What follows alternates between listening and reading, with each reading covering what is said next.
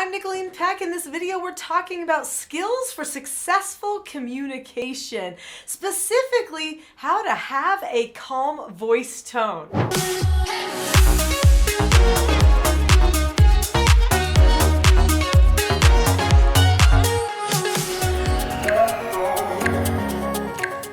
I teach parenting all over the world. I help people conquer some of the most difficult circumstances in their family lives, help unify their relationship, and help them learn better how to problem solve.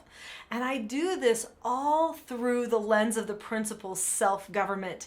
In this video, we're going to be talking about what self-government is, how it relates to the tone in your voice and the tone in your home, and how to improve that tone so that your whole communication improves. So what is self-government? Self-government is being able to determine the cause and effect of any given situation and possessing a knowledge of your own behaviors so that you can control them. So what that means is that you understand who you are or who you're supposed to be, and then you make a plan for becoming that best version of you.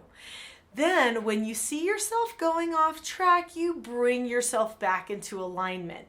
When a person is self-governing, they give themselves instructions, they give themselves no answers, they correct themselves, and they communicate properly with other people so that they are not condescending, dominating, or passive in any type of communication in a relationship. And did you know that it is possible for not just parents to be self-governing, but children too? And FYI, actually the children learn the skills of self-government a little bit better than the parents quicker, because parents sometimes have some hard habits to overcome. One of those habits is voice tone. Many people want to communicate more calmly, but they don't understand how to get their voice to really have that calm communication that they're hoping for. In order to create an environment where self-government can be learned, it takes a certain kind of tone and a certain type of structure. So first, let's talk quickly about the structure. Many people know me for the skills that I teach. Skills like how to follow instructions, accept no answers, disagree appropriately, accept consequences, and the skill for how to be calm. Many people also recognize me for my skills for how to calmly correct another person, or to help a person who's going completely out of control come back into control and choose that on their own. These are all skills of self-government, but some of the most important part of using those structural elements, those skills, is the tone that is behind it. And there are many people who can follow a to-do list on a skill set, but when it comes to really feeling a connection and experiencing that tone that suggests safety, love, connection, calmness, consistency, justice, mercy, acceptance, all wrapped into one, they struggle. So what I would like to spend our time talking about today is not the skills in this video, but let's talk about the tone. Specifically, how our voice tone reflects and impacts our overall tone. We are going to talk about communication, what makes great communication, and the power tone has on your communication. But first, see that button that says subscribe? Click that button now. You'll want to be subscribed to this channel because on this channel, you're going to find more and more information that lead to your own freedom and better relationships. Subscribe now. Communication is 80% tone and 20% words. Okay, so our tone includes things like the way that we feel when we're communicating, our body language, the timbre of our voice. Those are all parts of our tone. Most people put stress on the words that someone says. And I know surely people take words, they pull them out of context, use them for fighting and power struggling. And so it seems like the words are really important. But more than those words, what the person feels like is really what gets their message across, and what lets them know that no matter what's being said, they are a safe person to be having the conversation with. And a parent, if they are wise, puts a lot of effort into what their tone is going to be. Now, I don't mean that you make a fake tone to try to manipulate a person. Manipulation is not part of our conversation on tone, okay? We don't use our tone to try to control another person. We use our tone to keep us in control, to keep us in the zone that we need to be in, so that we can have the types of communications and understandings with the other people around us that we hope to have. So when you are choosing what you want your voice tone to be like, you're not doing it for everyone else, although it does help them and it helps the connection and the feeling of safety. But really, you're doing it for yourself. Your voice tone is going to keep you calm, steady, trusting, loving. It's going to keep you in the prefrontal cortex of your brain. If you start having an out of control, angry, stressed tone to your body or to your voice, then soon you will not be thinking very clearly, because once you go to that stressed part of your brain, your ability to think goes way down. For many years, I did therapeutic treatment care for troubled teens. They were all between the ages of 12 and 18. They had some frustrations with their processing differences. They oftentimes had experienced trauma, and they were detached from family members. They had a lot of things going on that made their lives really stressed. And so I recognized that if I allowed their behaviors to stress me out and to get upset, that wasn't going to help the circumstance. Also, they had a habit of power struggling because that's how they were trained, and they were fighters, right? In their life, they felt like they had to fight for everything because that's just how their life had been. But I knew I couldn't fight with them, because if I was fighting with them, then that would hurt me and them. Because after, I don't know about you, but after I get stressed or upset and I let that out on somebody else, even if immediately I feel a release because of the emotional release that happens and that chemical change that happens in the brain, I also feel guilt. I feel detachment. I feel like, now how do I fix this?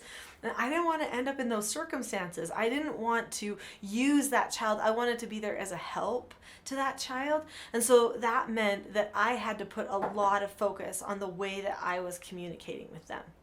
My body had to be calm. My voice tone had to be calm. And so I actually had to develop my own calm voice. And it really was more for me than it even was for them, but I know it helped them too. My calm voice was this pulled back, kind of like lower in my chest type of a voice. So when I'm talking and I'm excited, I can be super animated and I can have lots of energy coming through my voice. But when I'm calm, I pull it back, down deeper, and I actually feel my voice resonate in my chest. And I knew that if I could feel that feeling in my chest, then I was probably in the right zone. It would calm me and make me feel like everything was okay. But it would also slow me down and make me think more clearly about what I was going to say, because that calmness was the first thought. And after the calmness, then could come the other thoughts and the other problem solving. I think one mistake that many people run into when they suddenly jump from being calm to now they're not calm is they start getting that feeling of urgency. Like, I've got to stop this right now. They can't say that. They've got to get this under control. And they start thinking, I'm going to control this person.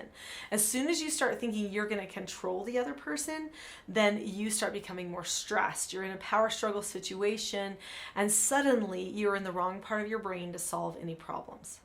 If you're going to think clearly and be a good guide for another person, then you've got to pull yourself back into that calm voice. So a friend of mine was telling me about a podcast that she listens to where a man was a negotiator in some pretty intense circumstances.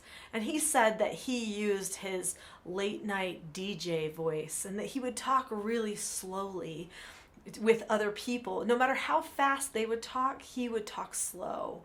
And I immediately recognized the wisdom in that statement, because when I would work with my foster children and even just my own children, and quite frankly, my husband, which is going to be the most difficult actually for me to maintain calmness with, would be him.